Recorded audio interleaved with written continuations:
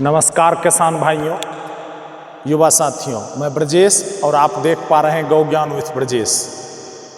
थोड़ा समय अभाव के कारण वीडियो आने में ज़्यादा समय हो जाता है, इसके लिए क्षमा चाहूँगा। खैर, अभी तक अगर आपने मेरे इस चैनल गौ ज्ञान विथ ब्रजेश को सब्सक्राइब नहीं किया है तो आपसे आग्रह करेंगे कि मेरे इस चैनल को सब्सक्राइब करें, लाइक करें और बेल आइकन को दबाना ना भूलें।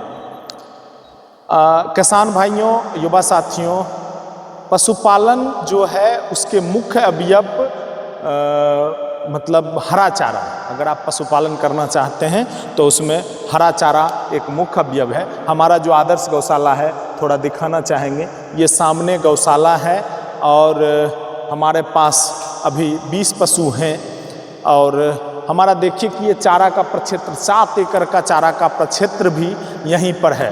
अभी खरीफ का मौसम है, अब खरीफ का जो चारा लगा था वो अंत की ओर है, तो आज हम चारा पे थोड़ा सा चर्चा करेंगे। मूल रूप से हरा चारा जो है वो पशुपालन के मुख्य अवयव है। इसके बिना पशुपालन करना बहुत मुश्किल काम है। आप जैसे भी मैनेज करें, लेकिन हरा चारा का होना बड़ा आवश्यक है। अब हरा चारा में भी 2-3 प्रकार हैं। एक क्या है, पहली बात तो है कि एक खरीफ में चारा लगती है, एक रबी में चारा लगती हैं, बीच में भी गर्मा वगैरह में भी चारा लगती हैं।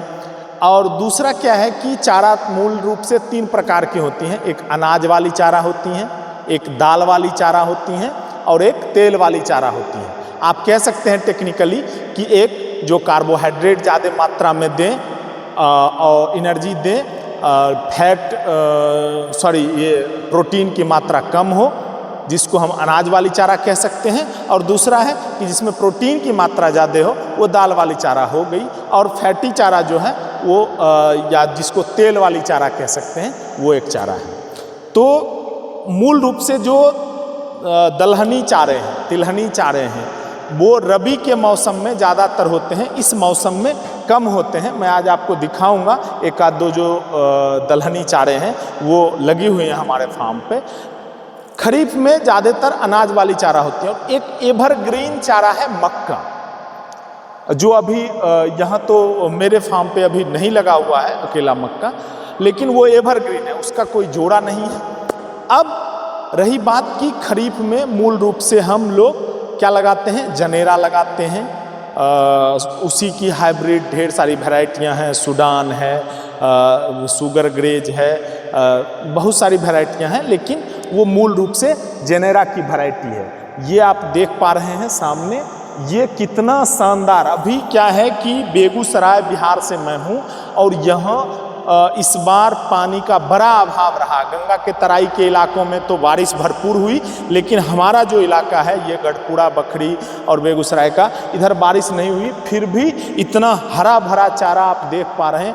पूरा ये 1.5 एकड़ का मेरा ये चारा प्रक्षेत्र है ये प्रॉपर। और इसमें आप देख पाएंगे कि ये पूरा जो है कितना हरा भरा है। अभी इसको नीचे से लेकर ऊपर तक पूरा पार्ट आप देखेंगे तो पूरा एकदम ताज़ा और फ्रेश है, जो पशुओं के लिए बिल्कुल लाभकारी है।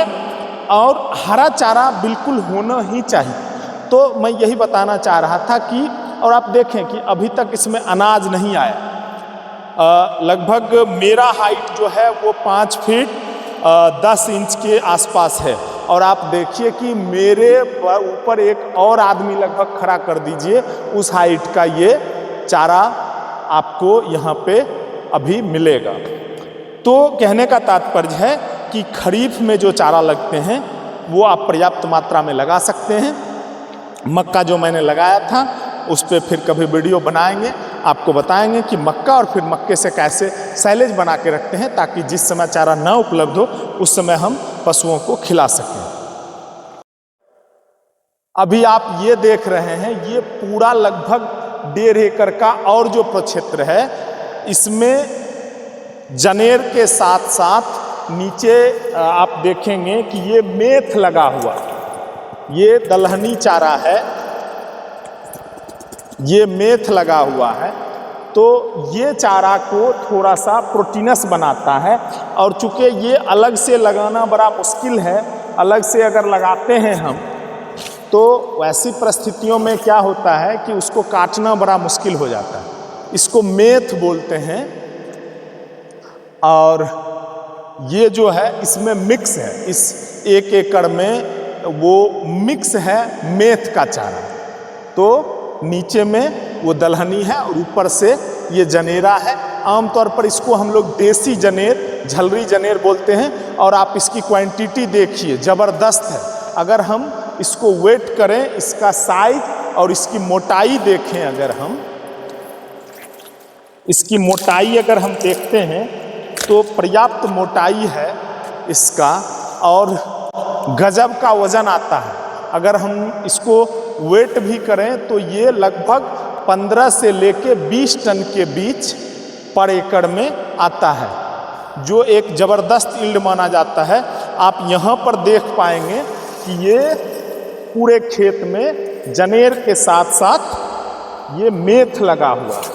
इसको मेथ बोलते हैं, जो जनेरा को लपेटे हुए, जनेरा को क्या किए हुए, लपेटे हुए है मेथ। और ये पशुओं के लिए सर्वोत्तम चारा है अभी के सीजन के लिए।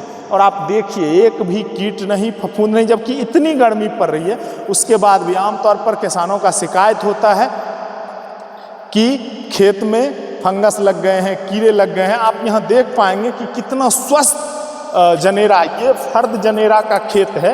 इसको देखिए, आप देखते मन खुश हो जाता है। ये फर्द जनेरा का है और ये मेथ वाली चारा। यही मैं कहना क्या चाह रहा हूँ कि ये सिर्फ हमें पेट भर सकता है, इसका प्रोटीन परसेंटेज 6 से 8% होगा।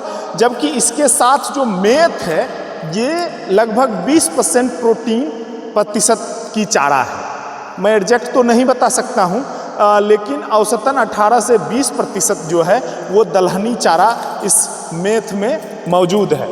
तो किसान भाइयों, युवा साथियों, आग्रह होगा कि अगर आप पशुपालन करते हैं, आप देखें पूरा भरा हुआ है हमारा पूरा ये प्रक्षेत्र जो है वो चारा से भरा हुआ है और अलग अलग वैरायटी की जनेर है। यहाँ से आप दूर दूर तक देखेंगे, हमारे फैक्ट्री वाले भाग के पीछे भी वो उधर हर जगह जो है वो चारा ही चारा लगा हुआ है। तो ये आदर्श गौशाला, आदर्श भूसारी फूड प्रोसेसिंग सेंटर का ये जो प्रक्षेत्र है ये चारा मय है। आगे हम आपको रबी की जो फसल आएगी उसमें हम आपको दिखाएंगे। इस जो खेत है, ये जो टुकड़ा है लगभग 1/2 एकड़ का, इसमें कहीं कहीं बीच में ये आप देखेंगे कि मक्का का भी चारा लगा हुआ है। अभी ये अफ्रीकन टाल मक्का थी, पिछले साल वाला बीज था। ये देखेंगे आप कि अफ्रीकन टाल मक्का में उतना दाना नहीं आता है, इसलिए इसमें पर्याप्त मात्रा में भुट्टे में दाना नहीं है। लेकिन जनेरा के बीच में रहने के कारण वो मक्का उतना ज़्यादा ग्रोथ नहीं कर पाया जितना करना चाहिए, क्योंकि जनेरा ही इतना ज़बरदस्त है कि उसके बीच में वो उतना ग्रोथ नहीं कर पाया है। तो किसान भाइयों, युवा साथियों, फिर एक बार आपसे आग्रह करेंगे, विनती करेंगे कि आप इसी तरह के बेसिक आइडियाज, मैं यूनिक के साथ साथ आपको बताना चाहूँगा कि बेसिक आइडियाज, पशुपालन करने के जो बेसिक चीज़ें हैं और नेचुरली क्या हो सकती हैं बिना ताम झाम के, उस आइडियाज़ के लिए आप हमारे चैनल गौ ज्ञान विथ ब्रजेश को सब्सक्राइब करें, लाइक करें और ज़्यादा से ज़्यादा शेयर करें, ताकि जो युवा किसान बार बार सवाल पूछते हैं कि कैसे करें, क्या क्या करना चाहिए, तो उसके लिए जो ये सीरीज मैंने चलाया है इसमें आप अन्य को भी सहयोग कर सकते हैं। इन्हीं शब्दों के साथ हम आज का ये वीडियो समाप्त करते हैं। मिलते हैं फिर किसी एक वीडियो में। बहुत बहुत धन्यवाद।